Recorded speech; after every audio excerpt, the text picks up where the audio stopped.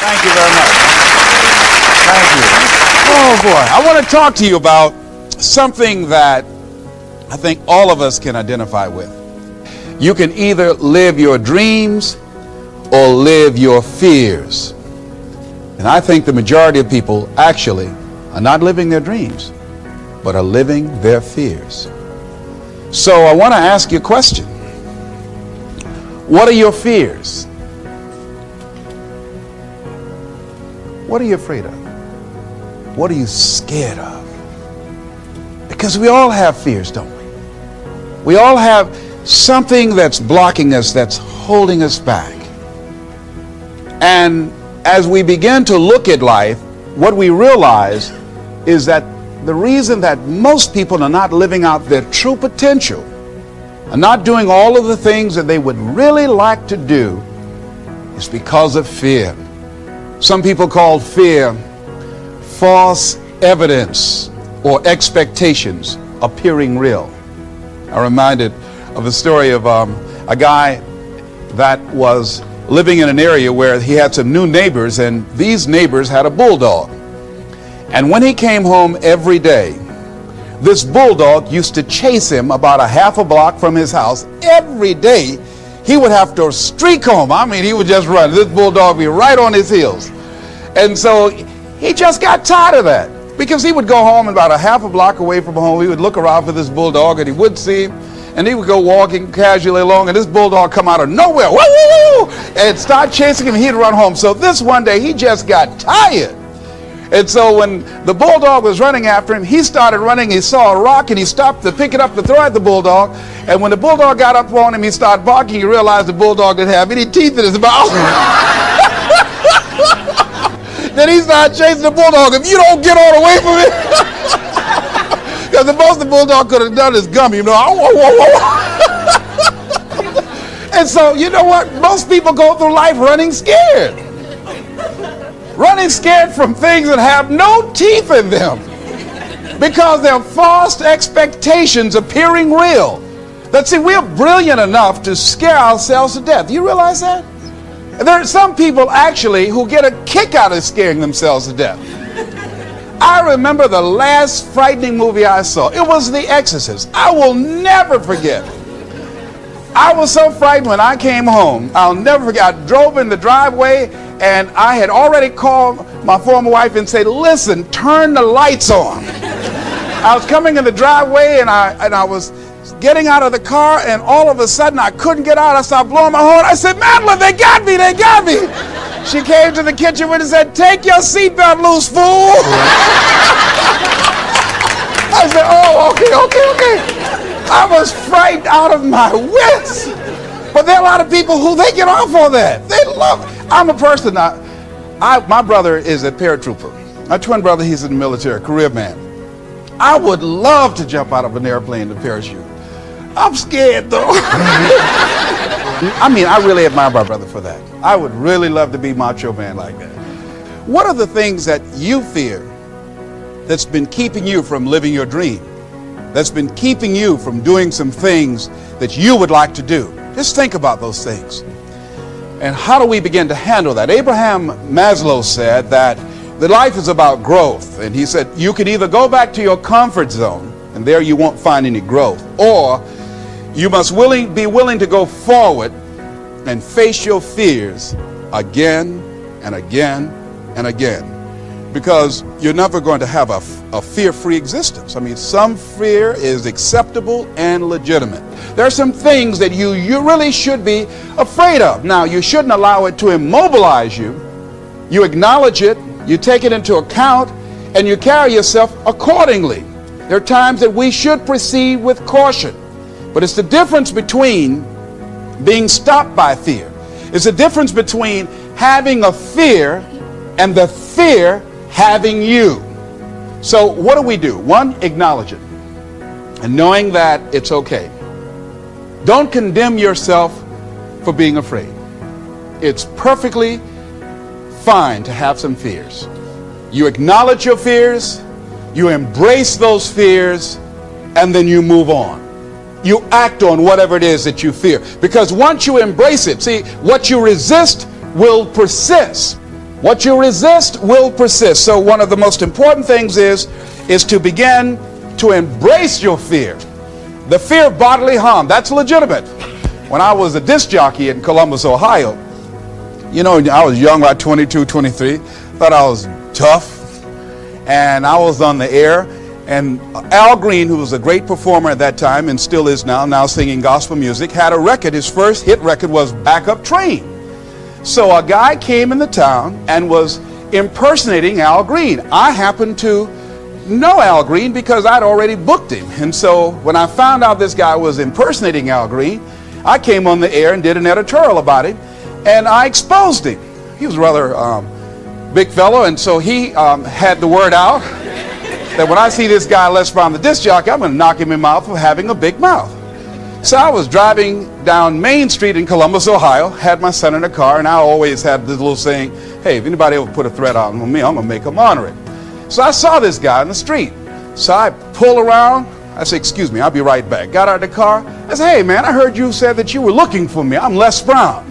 He said, you are? I said, yeah. I said, what is it? I'm the one that said that you were an imposter. I said, I want to know what you're going to do about it. He opened his coat and he had a gun there. I say, but whatever I said to hurt your feelings, I want you to know it's all right.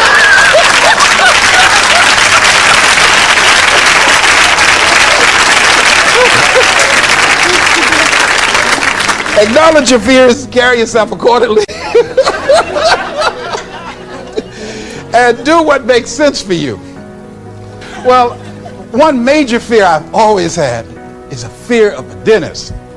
And this fear had me. I didn't have that fear. And what really reinforced it, you got to watch things that can feed your fear. I saw a movie that most people would not remember. This movie was starring Dustin Hoffman. It's called The Marathon Man, with Laurence Olivier.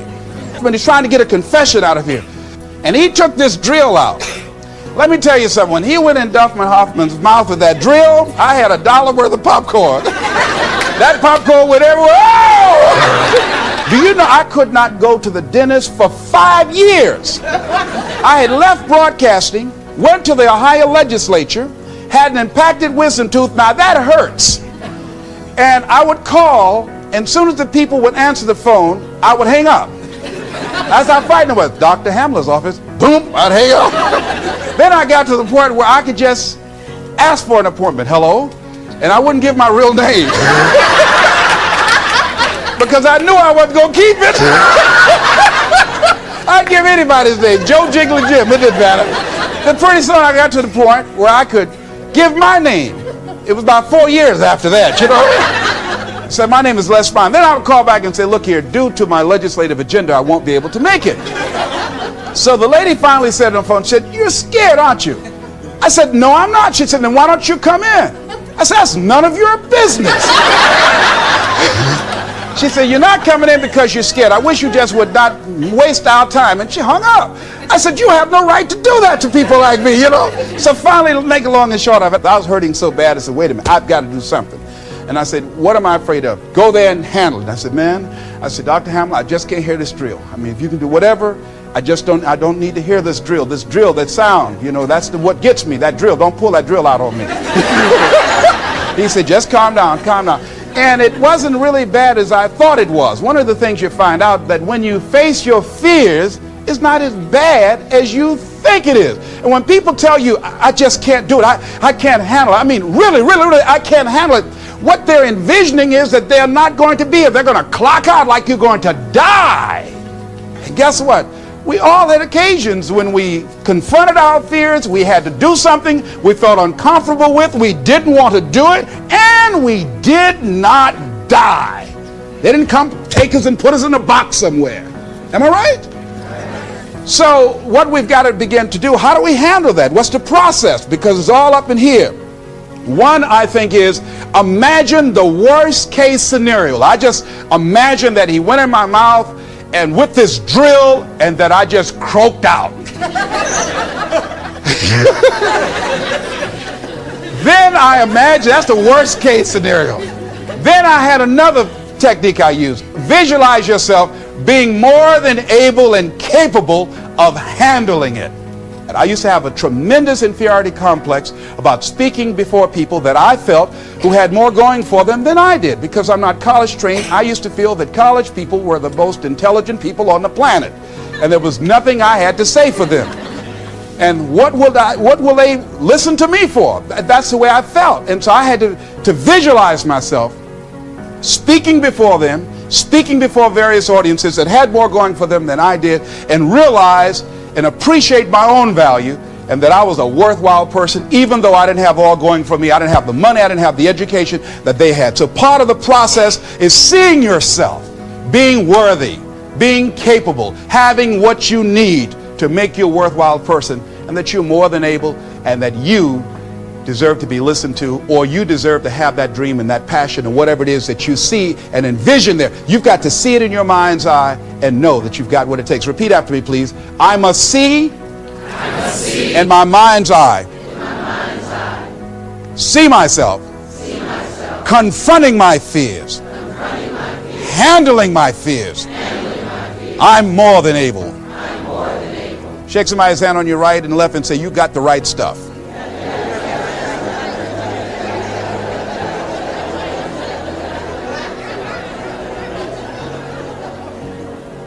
So deciding as you look at your life, as you look into the future and say, what fears am I holding on to? What fears that I'm allowing to imprison me, that's keeping me from breaking out, that's keeping me from living up to my true potential, that's keeping me from really being happy, that's keeping me from having a sense of adventure and excitement in my life? What's keeping me from controlling my destiny? What fears that I'm giving that permission to? Notice what I said, that we must give our permission to fear to immobilize us. Because whatever discomfort you experience, whatever challenges or difficulty that it is, you got to handle it. Got to go up in there and wrestle with it. Will it be easy? No. Will it be challenging? Yes. A friend of mine who's going into recovery. He's been addicted to crack cocaine for years and alcohol. And he was talking about how challenging it was and why he was dreading going into cold turkey. I said, what do you want me to tell you? That it's going to be a picnic? No, it's not. It's going to kick your butt? Yes, it is. Are you going to want to die? Yes, that's a part of it. But that's just what you must go through in order to get where you want to go. And guess what? You are strong enough to do it. You're strong enough, and your life is worth whatever you have to go through to get past this addiction. Whatever you have to do. This dream you got, whatever you want to do, will it be easy to just run out there and do it? No. Will it happen overnight? No. Will it be a struggle? Yes. Will there be times when you can't make ends meet? Yes, that's a part of it. Will there be times you won't know what to do? Yes, that's a part of it. Will you have some opposition? Will things go wrong sometimes? You will have many visits from Murphy. Now, if you're saying, well, who's Murphy? Don't worry.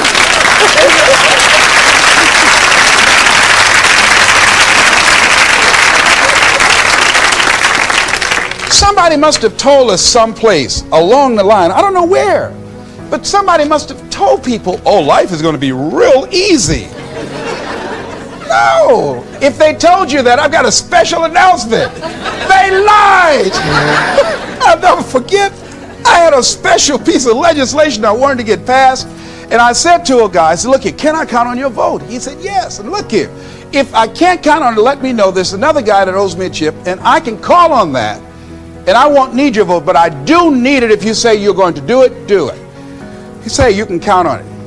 Legislation came up. He voted against my bill. My bill passed. I went back to him and said, hey, I told you I needed the vote, but if you couldn't give it up, let me know. I would get somebody else. I said, why did you tell me? He said, I lied. I was in shock. How many of you that life just wore you out? That you didn't expect that? You thought you'd go to school, get good grades, get a job, And you came out here and you'll be able to get a job and live happily ever after. And you say, they lied. Yes, they did. They never told me, you know that song said, Mama told me there'll be days like this. They didn't even tell us that. Isn't that something about life is challenging? I mean, it's some stuff you get out here, you didn't read it in a book nowhere. Didn't nobody warn you that it was going to come down on you like this. That's called life. There are all kind of challenges like that. So what's the next piece is that you accept yourself, then you accept the fear as a fact and not a force. See, when you accept yourself and you accept fear as a fact, that means that it's something that happens. It's something that you're going to experience, but it is not a force to hold you back. It doesn't have any special power other than that you give it. So you accept the fact that you are afraid, and then you move on anyhow. You move on past it, and you do whatever you've got to do. I was at a big motivational rally for a gentleman by the name of Dexter Yeager down in the Carolinas. I was standing backstage, and I had to go out. I was the last speaker on the program. It's the first time I'd been in a stadium of this size, over 10,000 people.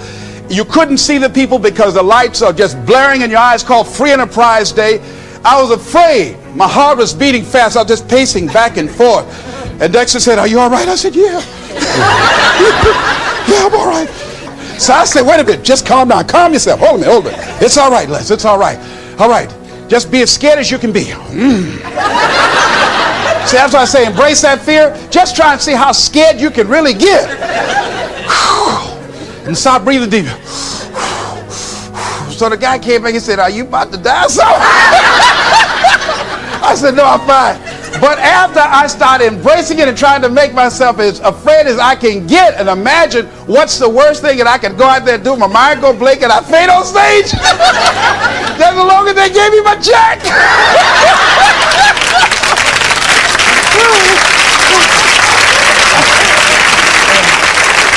But once I started laughing at myself, I started talking to myself. I said, "You know you scared today?" And I said, I just calmed myself down. And I went out there and I cooked. And that's what you got to do. I had another experience where I was at a major corporation, and it was one of my first major presentations I was going to do for this corporation. And I had 4 other presenters that had large firms.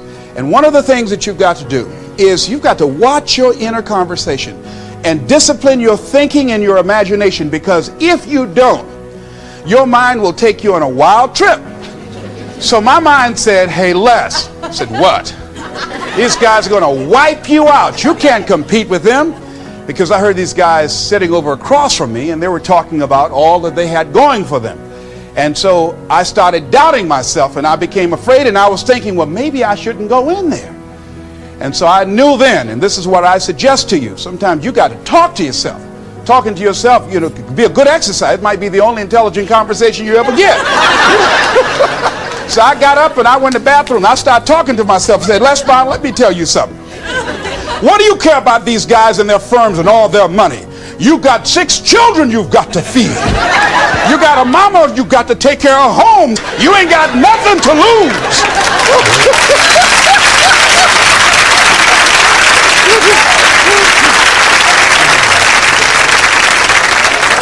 I went in that room and looked at those people. I said, "Don't you do nothing till you hear from me." And I got that contract too. You gotta do that. So when you have your lower self talking to you, telling you what you can't do, part of what you've got to do is be your own motivator. And you can't talk casually to yourself. You can't stand around and say, "Now, you must calm down now." No, that subconscious mind won't hear that. You've got to have a good conversation to yourself. Hey, and answer yourself too. Don't pay these people any attention. You answer yourself. "Hey, what you gonna do?" "I'm going there and get off." "All right, very good. Go in there and take care of business." You've got to talk to yourself, and you build yourself up, and you'll feel your energy level coming up, and people will feel that around you. See, now, if you go through life being afraid, people can sense that. They can pick up that fear. So that's why you've got to stand up inside yourself. I'm reminded of the little boy that was on a bus, and some bigger fellows were picking at him, you know. And so he wanted to move from by them. They were thumping him on the head. And so he stood up just to get from by them, and they would push him back down. And he would stand up again. They push him back down. And he stood up again. They pushed him down, held him down. He said, "You might hold me down, but I'm standing up inside myself." And that's what you got to do in life. See, when you are not filling your life with the things that you are capable of doing. See, we all have some stuff that we've been given. And I don't think that it's optional for us to sit on what we have. See, if you're sitting on what you have, what you've been given, and I think everybody's been given something to bring to the planet, that only you can do that. Only you can perform that. Only you can initiate that activity. And if you don't do that, if you're not filling in your life with your life work or your mission, then there are gaps in your life. And what we do when we're not living out our true identity, we begin to fill the gaps. We fill the holes with garbage, alcohol, drugs, worry, self-destructive behavior. So when you begin to look at your life and you know that you're not doing what you can do because you have allowed yourself to be held captive by your fears. Now, when you don't have a true appreciation and acceptance for who you are, and you allow yourself to be immobilized by fear, what happens in the process is that you begin to abuse yourself. You begin to sabotage your life. You begin to sabotage your dreams. You begin to unconsciously work against yourself. You become your own worst enemy. So what do you do about that? Well, you begin to realize that your dream and your gifts have so much meaning and so much value for you till your hunger for them will begin to push you past the fear. Your hunger to have them will give you a special drive. As you work on yourself, as you begin to acknowledge your true identity, the true power that you have, the true capacity you have to bring about change, the miracle working power that you have within yourself to do the things that you want to do.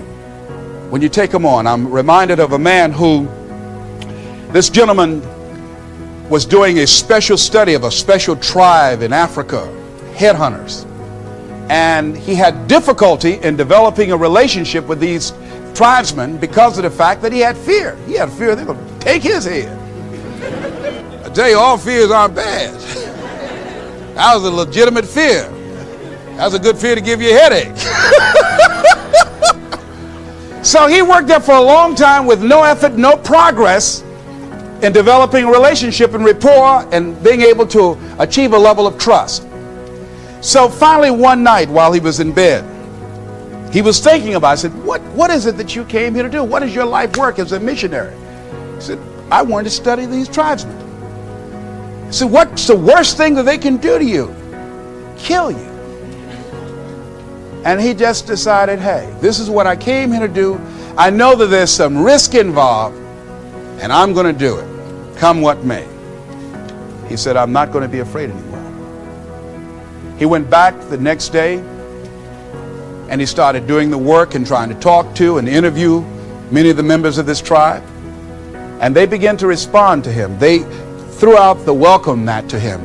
And years later, when people came to see what his progress was, they asked him, how were you able to do this? How did you convert the relationship from being hostile to that of being positive? And he said something I think has value for all of us. He said, when life can no longer threaten you with death, he said, what else is there? What else is there? And the majority of the fears that we have are not life or death fears. They're not those kind of fears. But through our imagination, we blow them out of proportion and we give them more power than they actually have or deserve, and we permit them to govern our lives. We permit them to determine how far we can stretch out on our dreams and discovering our stuff.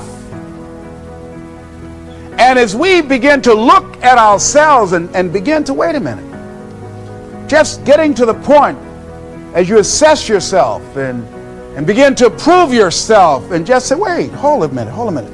I've been sweating this out. What's the worst thing that can happen to me on this? Will it kill me? Will I die? Why am I going through all of these changes over this? How much power does this really have? And am I the one that's feeding the power into it? See, a lot of times we allow ourselves to be fed and to be programmed into being afraid. I mean, you watch the news and read the newspaper, you'll be scared to come out the house. Am I right? You'll be afraid. So what kinds of things, what kinds of thoughts are you feeding your consciousness? What kind of things are you putting in your mind that will enable you to either move forward or to justify why you're staying where you are? Another piece that I look at, that when I finally decided that I was going to go to the dentist, the pain was so great. I couldn't hold out any longer. All of a sudden, the fear didn't matter. I can't but take me. Now, some people need fear, you know. Have a friend that we told him, hey, man, you know, you need to lose some weight. You're getting overweight and out of shape, and at our age, we need to have a regular program. And Bud said, man, I've been fat since I was a little boy. I'm big bone. I've never seen a fat skeleton, though. You know? Well, Bud became ill.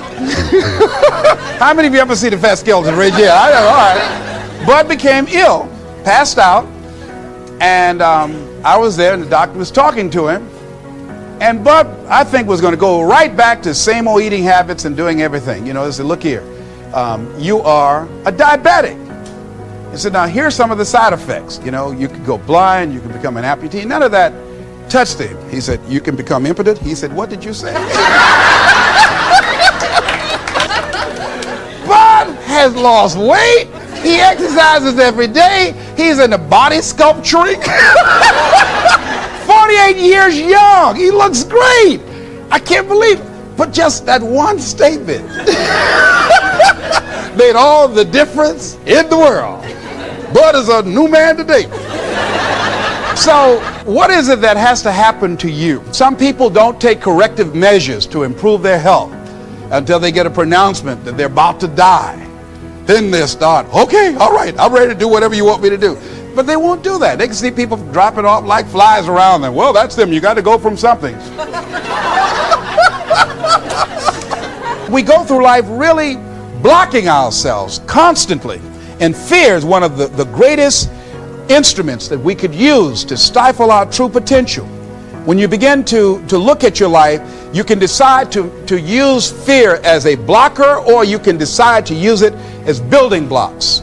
That you decide, hey, look here, I'm going to move in this direction. I'm not going to allow anything to stop me from doing what I want to do. Shake somebody's hand on your right and left and say, I'm unstoppable.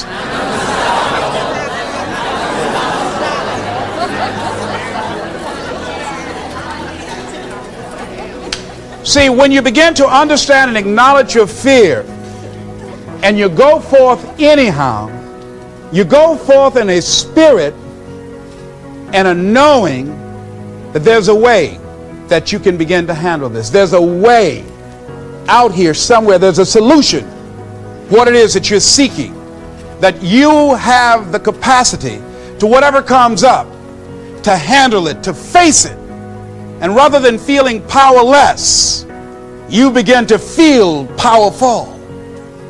See, when all of the major downsizings that are taking place around this country, there are a lot of people who are biting their fingers in fear that they might lose their jobs. But there are few people who have decided within themselves, I'm going to make it. Some people aren't waiting to be cut. Some people are moving on their own because they feel within themselves, I've got what it takes to make it. They're not afraid about tomorrow because of how they see themselves, because of what they feel that they deserve, because of what they feel that they can create for themselves. Because these people have decided, as they look at the future, as they look at themselves, there's a way Where there's a will, there's a way for me to begin to create a way out of no way. And when you have that kind of consciousness, when you have that kind of spirit, nothing can stop you. Nothing. What would your life be like as you look toward the future if you decided, I'm not going to allow my fears to stop me? What would your life be like? What would your future be like if you decided to want that which you desire so strongly that it prepares you past your fears, that you experience the fear, as the one book says, feel the fear and do it anyway? What would your life be like? And I'm saying to you that all of us who have been entombed by fear have the capacity to resurrect ourselves and to resurrect our dreams. All of us have the capacity to do that.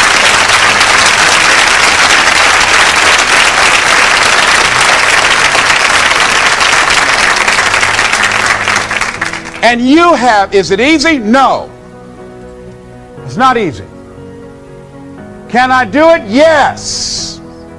What's one of the ways to get started? Some of us need somebody to hold our hands. Sometimes we need somebody to help us out. Be willing to say, I don't know. Be willing to reach out. Be willing to get some assistance to take you to the next level. One great athlete, you never expect boxers to make profound statements. I think it was Joe Frazier who said this one. He says, all of us are like the blind man at some point in our lives standing on the corner waiting for somebody to lead us across. See, all of us at some point in our lives need some help, need someone to reach out to us, to throw out the lifeline, to help us go across some treacherous waters that we couldn't navigate by ourselves. None of us do it by ourselves. All of us at some point of our lives. We need that kind of help.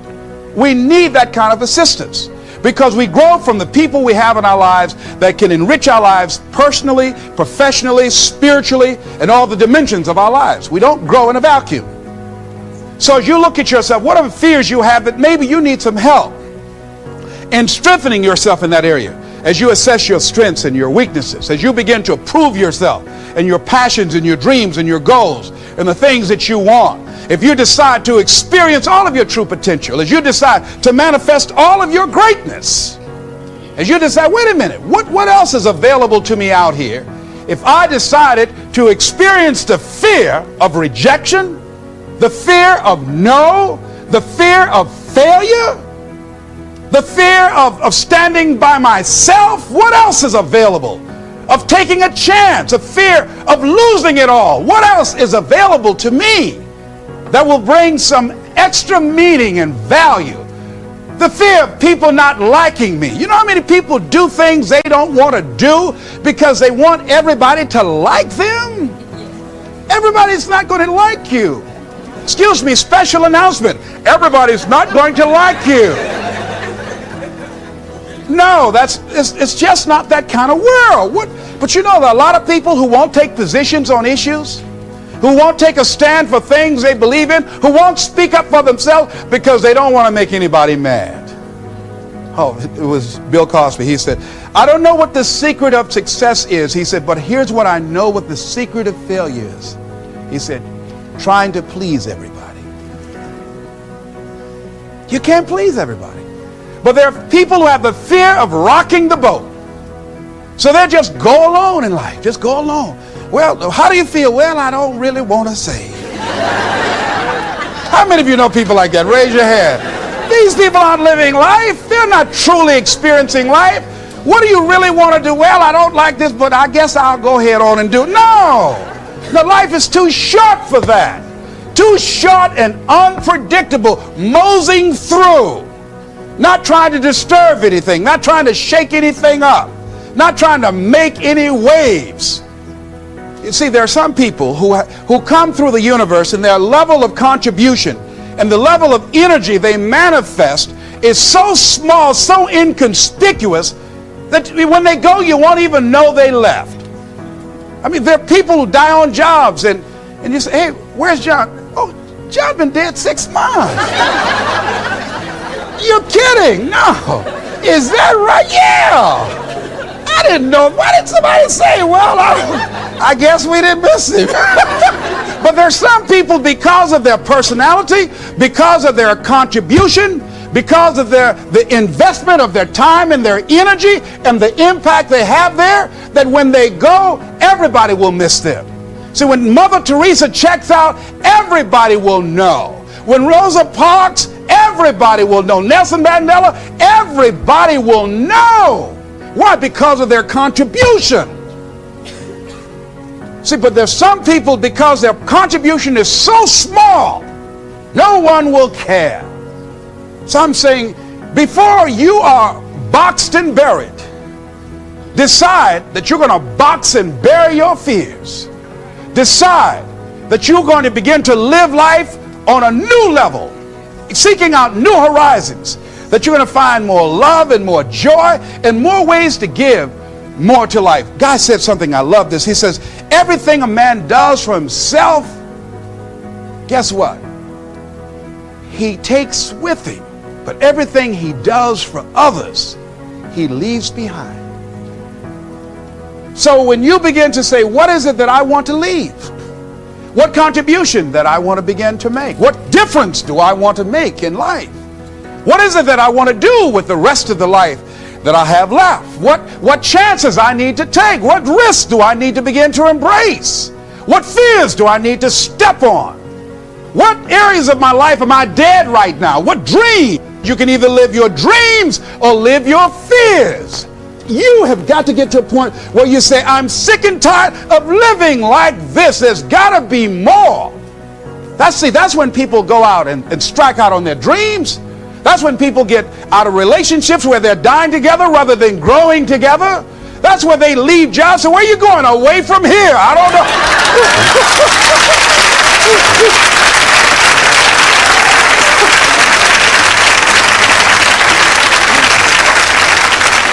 Do you have another job? No, I don't. How are you going to make it? I don't know, but I will. See, you will when you put yourself in that kind of situation. I'm reminded of two frogs that were hopping down the road, and they fell into a bottle of milk.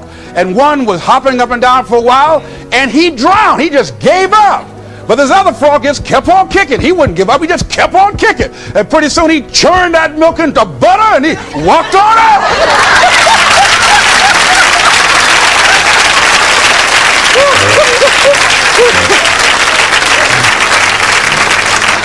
So I'm saying, when life catches you by the neck and blind slap you, whap and knock you down, I said, just keep on kicking, you know, and you can kick on out of those circumstances, whatever they are, not be intimidated by them. Repeat after me, please. I'm going to keep on kicking. I'm going to conquer my fears. I'm never going to give up. Keep shake somebody's hand on your right and left and say, keep on, keep it on. Keep on, keep it on.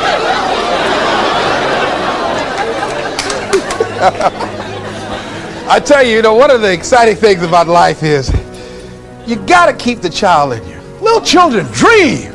We used to go to work with my mama, and we would be riding across Miami Beach. My brother and I would be arguing, that's my car.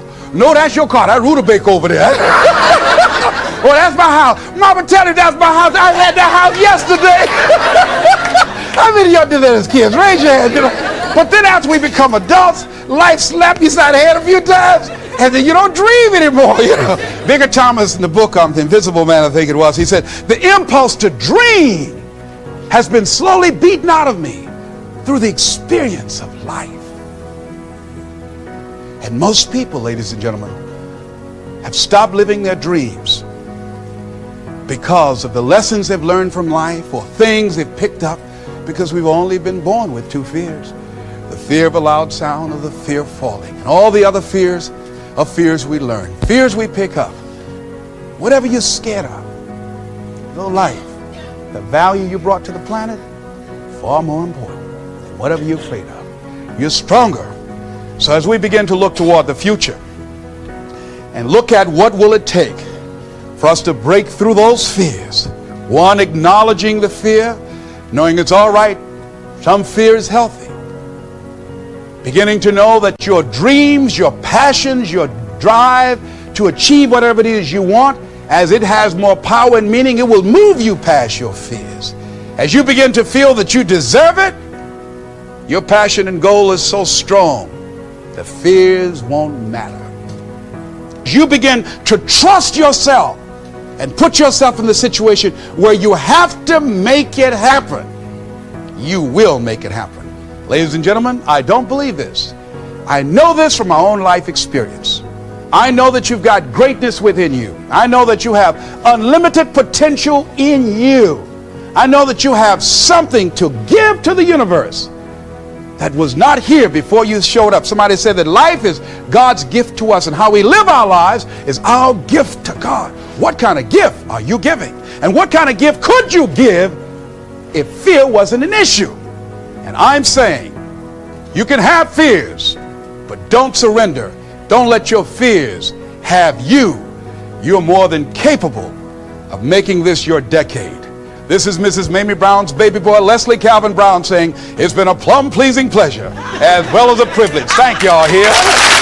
You can either live your dreams or live your fears. And I think the majority of people actually are not living their dreams, but are living their fears. So I want to ask you a question. What are your fears? What are you afraid of? What are you scared of? Because we all have fears, don't we? We all have something that's blocking us, that's holding us back. And as we begin to look at life, what we realize is that the reason that most people are not living out their true potential, are not doing all of the things that they would really like to do, is because of fear. Some people call fear false evidence or expectations appearing real. I'm reminded of the story of a guy that was living in an area where he had some new neighbors, and these neighbors had a bulldog.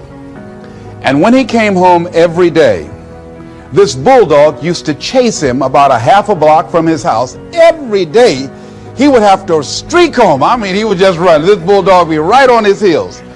And so he just got tired of that, because he would go home about a half a block away from home. He would look around for this bulldog, and he wouldn't see him.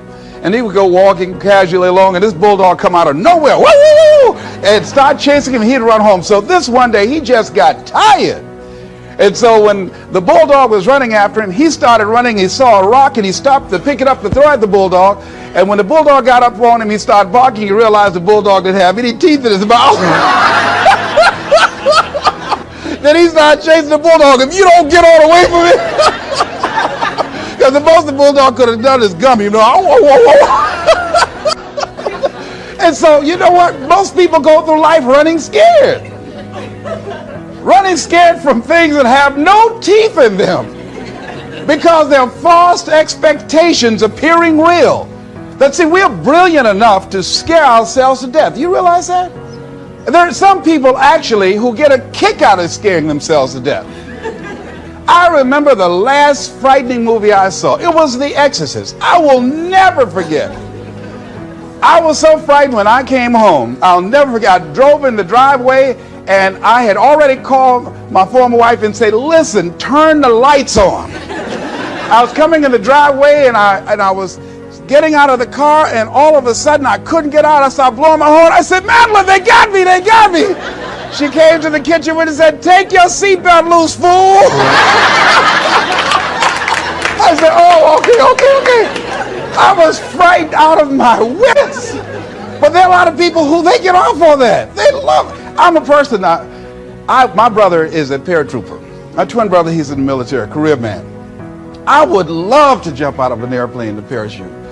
I'm scared, though. I mean, I really admire my brother for that. I would really love to be macho man like that. What are the things that you fear that's been keeping you from living your dream? That's been keeping you from doing some things that you would like to do? Just think about those things. And how do we begin to handle that? Abraham Maslow said that the life is about growth. And he said, you can either go back to your comfort zone, and there you won't find any growth, or you must be willing to go forward and face your fears again and again and again, because you're never going to have a fear-free existence. I mean, some fear is acceptable and legitimate. There are some things that you really should be afraid of. Now, you shouldn't allow it to immobilize you. You acknowledge it, you take it into account, and you carry yourself accordingly. There are times that we should proceed with caution, but it's the difference between being stopped by fear. It's the difference between having a fear and the fear having you. So what do? One, acknowledge it, and knowing that it's okay. Don't condemn yourself for being afraid. It's perfectly fine to have some fears. You acknowledge your fears, you embrace those fears, and then you move on. You act on whatever it is that you fear. Because once you embrace it, see, what you resist will persist. What you resist will persist. So one of the most important things is to begin to embrace your fear. Extemporaneously, during the time that I responded, I want you to like this page and share it. You're going to have a lot of fun with this. Like this page and share it. Here's one. Are you waiting on the illusion of perfection before you go live with your life? See, a lot of people, they procrastinate. Well, I'm not good enough yet. You're not good enough yet. Are you waiting on the illusion of perfection before you go live with your life? Are you aware of the fact that you will fail your way to success? Are you aware of the fact that you don't have to be great to get started, but you have to get started to be great? Are you willing to let something die in you today that you should be going live with tomorrow, waiting on the illusion of perfection? I was one. Let me go to another one. I just love this. Okay. Here we are. Are you allowing the fear of tomorrow rob you of the joy of today? This is by Steve. Are you allowing the fear of tomorrow rob you of the joy of today? You know, a lot of people, they have a fear-driven life. And when you have a fear-driven life, that it's been said that most of the fears we have, 95% of them never happen. That the fears that most of us conjure up in our minds and waste a lot of energy over, gain weight over, digging early graves with our teeth, turning our hair gray, or losing weight, never happen. And we allow those fears that we have of what might happen to rob us of the joys of today. No, today is all you have. Life has no duplicate. Enjoy what you have where you are right now. Do what you can where you are with what you have right now, and God will do what you can. He wants us to be joyful. And there's a difference between being joyful and being happy.